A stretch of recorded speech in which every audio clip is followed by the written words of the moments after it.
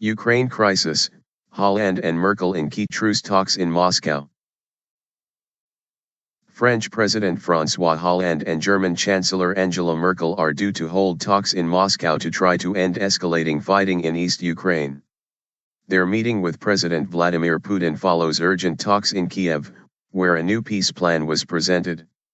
U.S. Secretary of State John Kerry, who was also in Kiev, said the U.S. wanted a diplomatic solution, but would not close its eyes to Russian aggression. Moscow is accused of arming pro-Russian rebels, a claim it denies. Russia also rejects claims by Ukraine and the West that its regular troops are fighting alongside the rebels against Ukrainian troops in the eastern Donetsk and Luhansk regions. Clashes, which have intensified in recent weeks after a rebel offensive, have left nearly 5,400 people dead since April, the UN says. As a result, a September ceasefire, signed in Minsk, Belarus, is now in tatters. In separate developments on Friday, U.S. Vice President Joe Biden meets top EU officials in Brussels, as Washington considers sending weapons to Ukraine to fight the rebels. The annual security conference opens in Munich, with the Ukraine crisis likely to top the agenda. Hopes for ceasefire. President Hollande and Ms. Merkel will meet President Putin in Moscow later on Friday to discuss new peace proposals.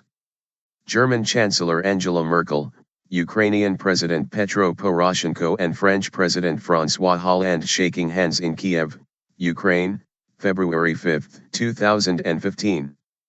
Ms. Merkel and Mr. Hollande, right, met Ukrainian leader Petro Poroshenko on Thursday. A Ukrainian soldier near Artemivsk, Donetsk region. Photo, February 5, 2015. Ukrainian troops have been involved in heavy clashes with the rebels in recent weeks. Refugees in Donetsk region. Photo, February 5, 2015. Some 1.2 million Ukrainians have fled their homes since the conflict began in the east in April. On Thursday, the two leaders examined the plan with Ukrainian President Petro Poroshenko, without releasing any details.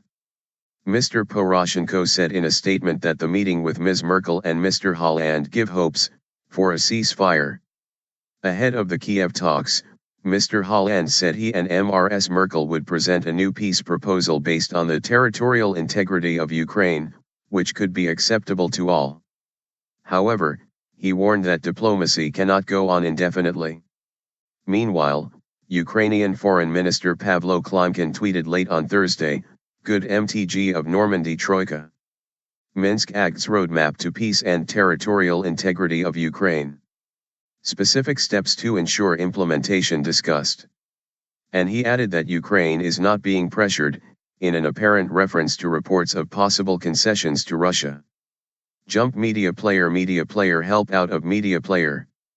Press enter to return or tap to continue. PM Arseniy Yatsenyuk said it was crystal clear Russian soldiers were in Ukraine, and offered to lend Mr. Putin his glasses. Meanwhile, reports in Russian media suggested that the plan envisages giving the rebel-held parts of the Donetsk and Luhansk regions a level of autonomy and agreeing a new ceasefire line reflecting rebel advances since September.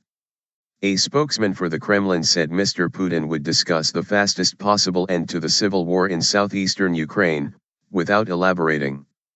The 12-point Minsk agreement includes calls for a ceasefire, the withdrawal of heavy weaponry from the line of contact, a prisoner exchange and international monitoring of the Ukraine-Russia border.